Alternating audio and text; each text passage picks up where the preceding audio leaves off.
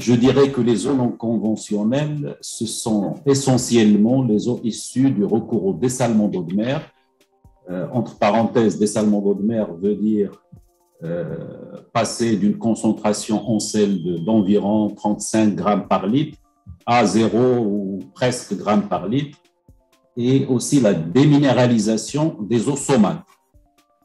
Les eaux saumâtres, en général, ce sont des eaux de nappe, c'est des nappes profondes qui sont chargées avec moins de sel, de l'ordre de 9-10 grammes par litre.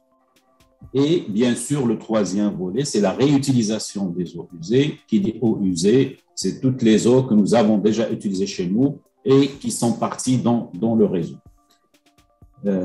En fait, comme vous le savez, depuis la marche verte qui était initiée par Feu Sa Majesté Hassan II, le Maroc a réintégré nos chères provinces du Sud qui sont dans un climat essentiellement désertique avec une réelle faible pluviométrie, moins de 100 mm par an.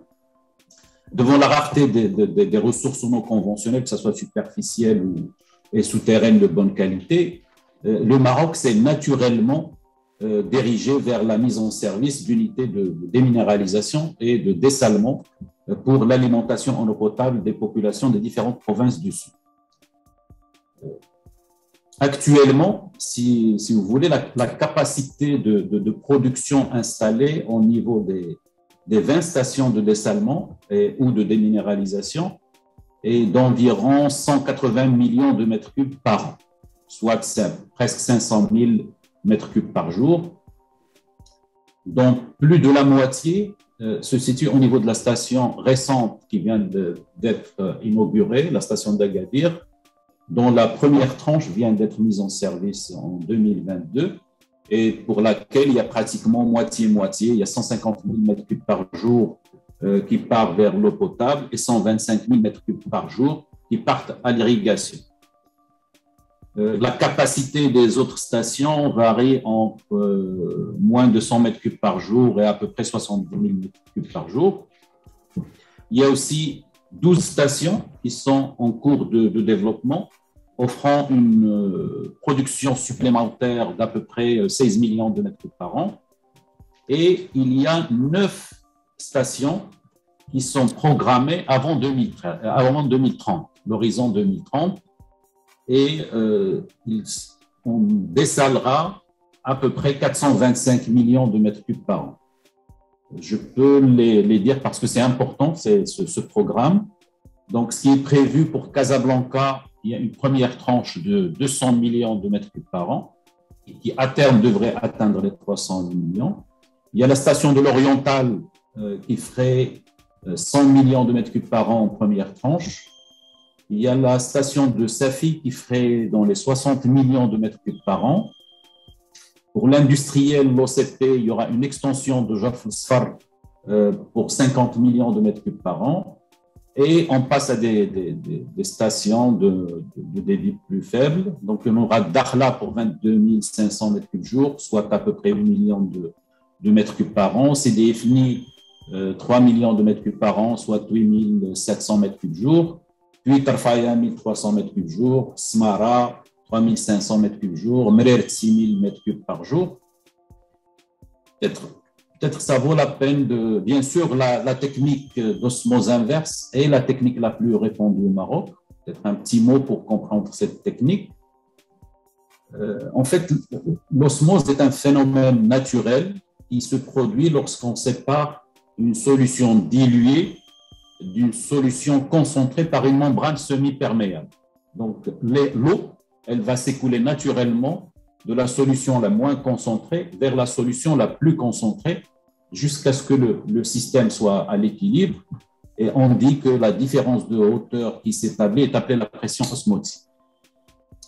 Maintenant, en appliquant une pression largement supérieure à la pression osmotique, du côté de la solution concentrée, on inverse le sens normal du flux et donc l'eau pure passe à travers les membranes semi-perméables de la solution la plus concentrée vers la solution la moins concentrée.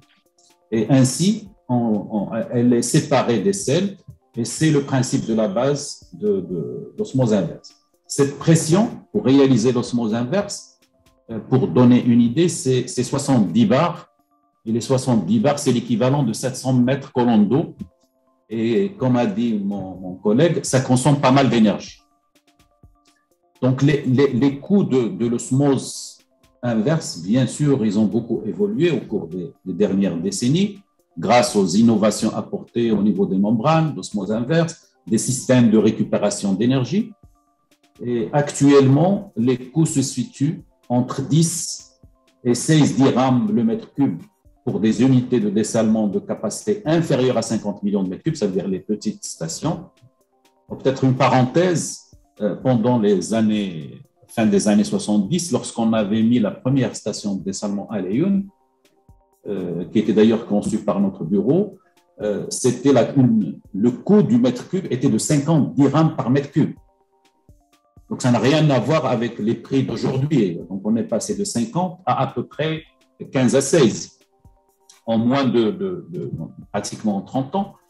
Et ce coût-là, lorsque les volumes deviennent plus importants, le volume de dessalement qui dépasse les 75-100 millions de mètres cubes par an, là, on passe à une fourchette entre 6,5 dirhams et 9 dirhams le mètre cube.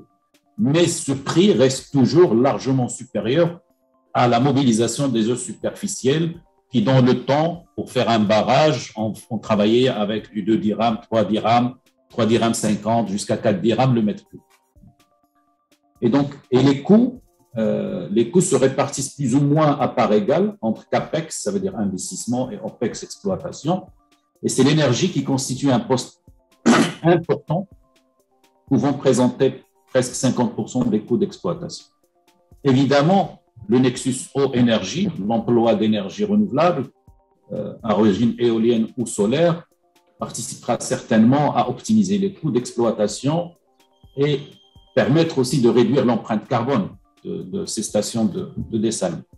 Un petit mot concernant les eaux usées. À ce jour, 31 projets de réutilisation organisés et contrôlés ont été réalisés ou sont en cours de réalisation à l'échelle nationale pour différents usages, comme ça a été dit, les espaces verts, les golfs, l'agriculture. Le volume d'eau usée mobilisé à la réutilisation à fin 2020 est de l'ordre de 65 millions de mètres cubes, dont près de 20 millions de mètres cubes pour l'arrosage des golfs et des espaces verts. Comme a été dit tout à l'heure, la ville de Marrakech, il y a à peu près une vingtaine de millions de mètres cubes pour Marrakech et une dizaine de millions pour la ville de Gadir.